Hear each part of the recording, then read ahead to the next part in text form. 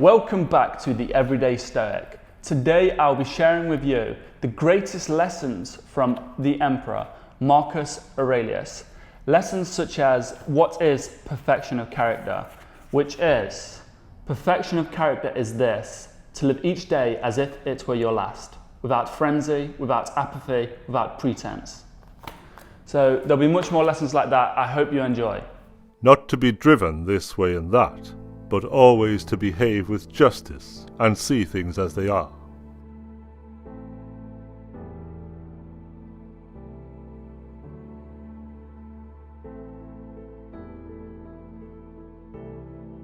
The mind is the ruler of the soul.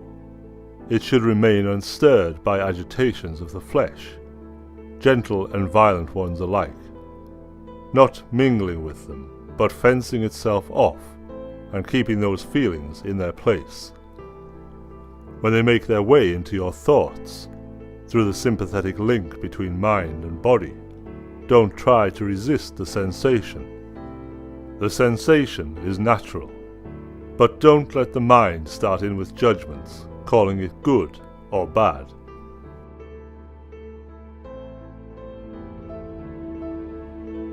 Not to live as if you had endless years ahead of you. Death overshadows you.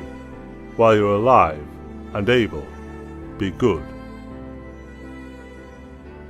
Be like the rock that the waves keep crashing over. It stands unmoved, and the raging of the sea falls still around it. Concentrate every minute like a Roman, like a man, on doing what's in front of you with precise and genuine seriousness, tenderly, willingly, with justice, and on freeing yourself from all of the distractions. Yes, you can, if you do everything as if it were the last thing you are doing in your life, and stop being aimless. Stop letting your emotions override what your mind tells you. Stop being hypocritical, self-centered, irritable. You see how few things you have to do to live a satisfying and reverent life. If you can manage this, that's all even the gods can ask you. The tranquility that comes when you stop caring what they say, or think, or do. Only what you do. Not to be distracted by their darkness, to run straight for the finish line, unswerving.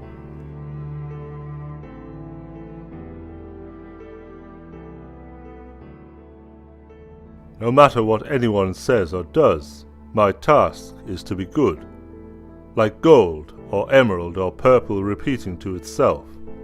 No matter what anyone says or does, my task is to be emerald, my colour undiminished. You've given aid and they've received it, and yet like an idiot you keep holding on for more, to be credited with a good deed, to be repaid in kind. Why? Do external things distract you? Then make time for yourself to learn something worthwhile. Stop letting yourself be pulled in all directions. But make sure you guard against the other kind of confusion. People who labour all their lives, but have no purpose to direct every thought and impulse towards, are wasting their time, even when hard at work. We have various abilities, present in all rational creatures, as in the nature of rationality itself. And this is one of them. Just as nature takes every obstacle, every impediment, and works around it, turns it to its purposes, incorporates it into itself, so too a rational being can turn each setback into raw material and use it to achieve its goal.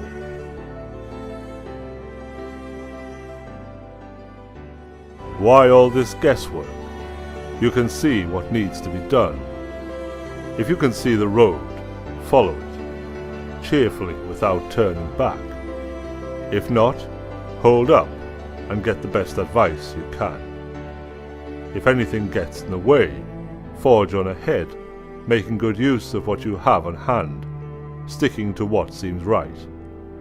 The best goal to achieve, and the one we fall short of when we fail. If you don't have a consistent goal in life, you can't live with it in a consistent way. Unhelpful unless you specify a goal. There is no common benchmark for all the things that people think are good, except for a few, the ones that affect us all. So the goal should be a common one, a civic one. If you direct your energies towards that, your actions will be consistent, and so will you. Practice even what seems impossible.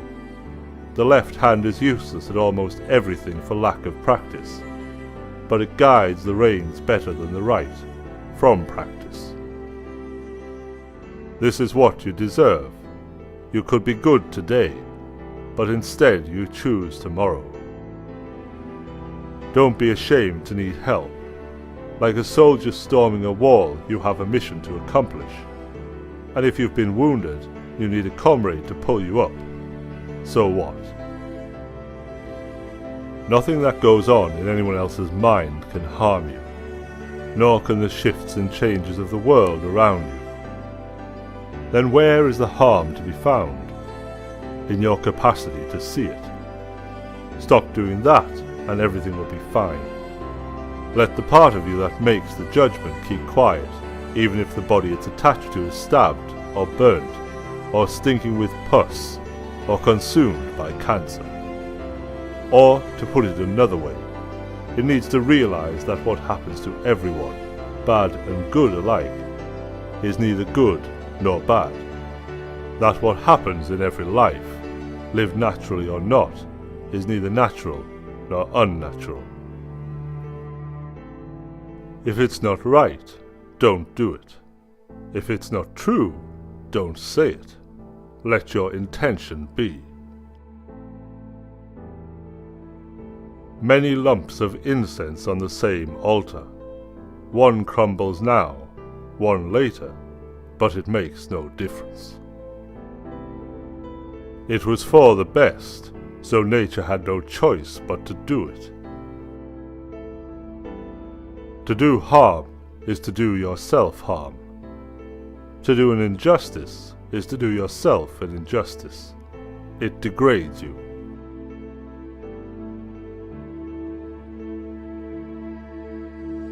Enter their minds, and you'll find the judges you're so afraid of, and how judiciously they judge themselves. How to act. Never under compulsion, out of selfishness, without forethought, with misgivings.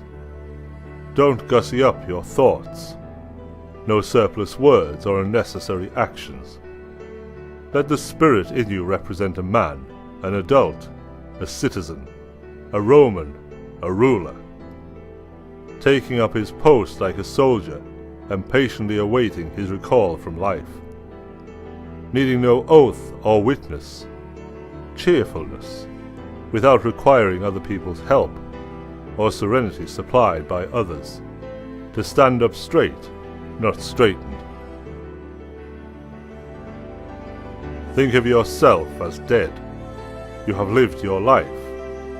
Now take what's left and live it properly. Disgraceful for the soul to give up when the body is still going strong.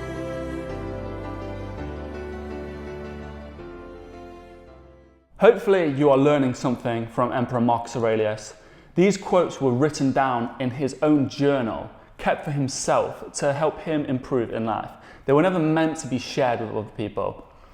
But one of my favourite quotes, which I'd like to add, is that the art of living is more like wrestling than dancing, in that it stands ready for what comes and is not thrown by the unforeseen. Now let's get back to the rest of the wisdom of Marcus Aurelius.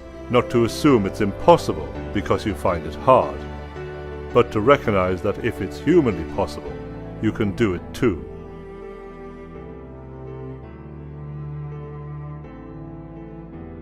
Practice really hearing what people say. Do your best to get inside their minds. You don't have to turn this into something. It doesn't have to upset you. Things can't shape our decisions by themselves.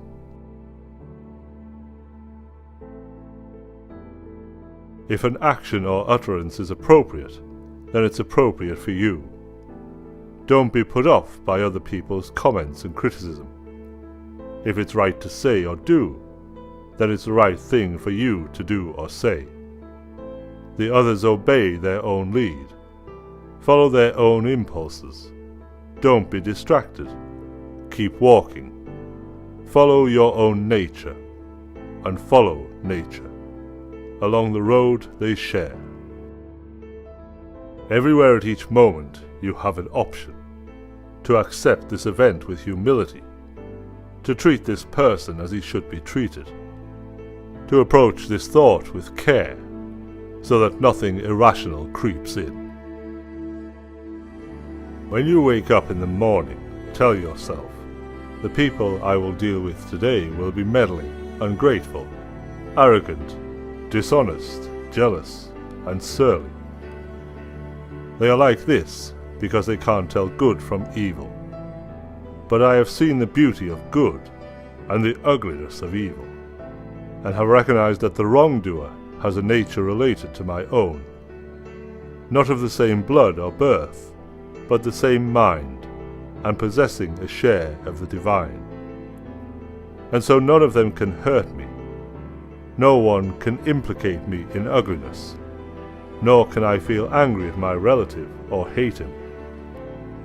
We were born to work together, like the feet, hands, and eyes, like the two rows of teeth, upper and lower. To obstruct each other is unnatural. To feel anger at someone, to turn your back on him, these are obstructions.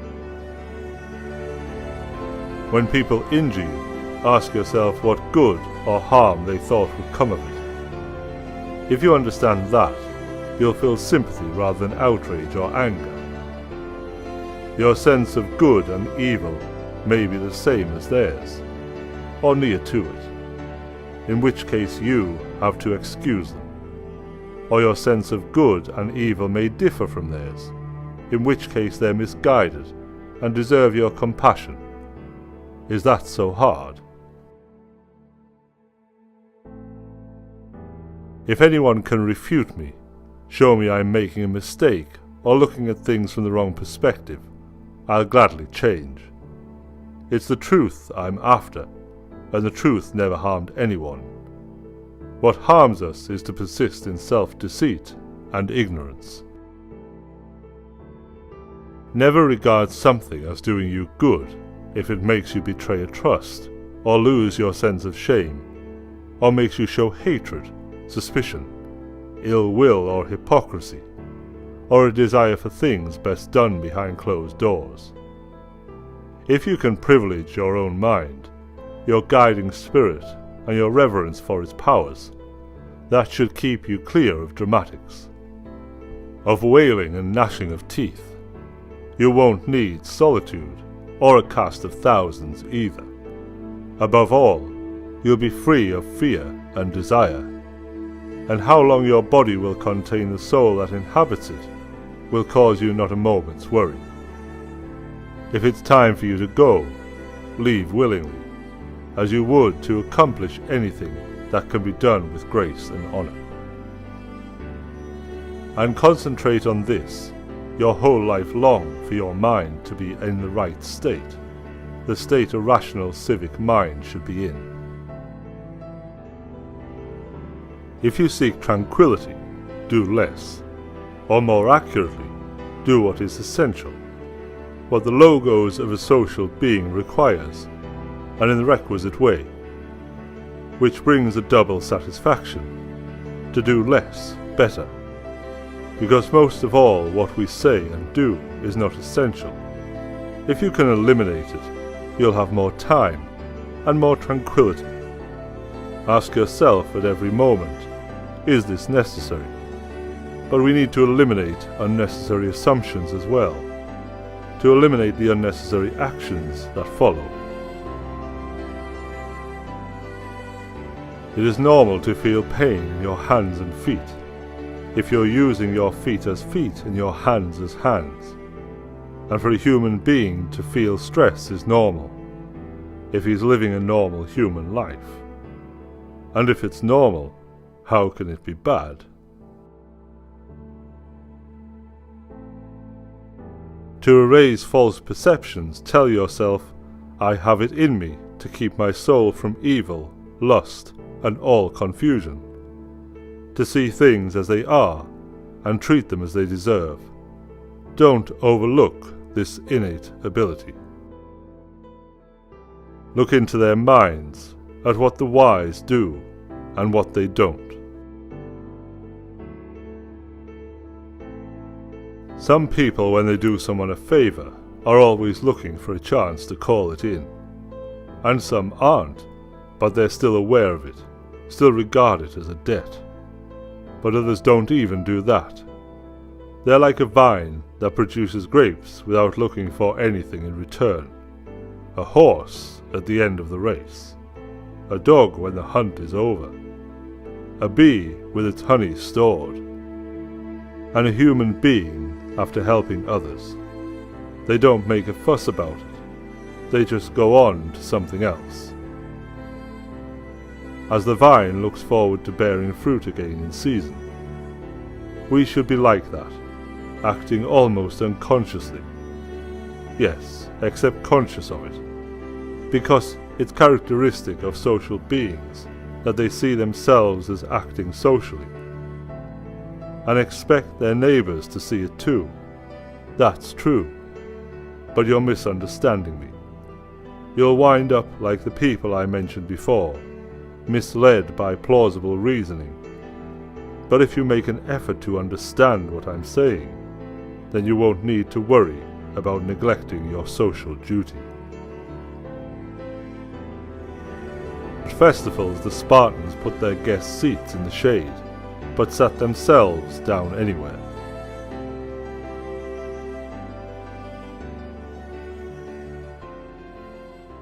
All of this wisdom that Marcus Aurelius wrote as he ruled Rome, he's known as the last great emperor of Rome, and this wisdom was solely meant for him. He wrote it down for himself as a guide through life and a guide to become a good person.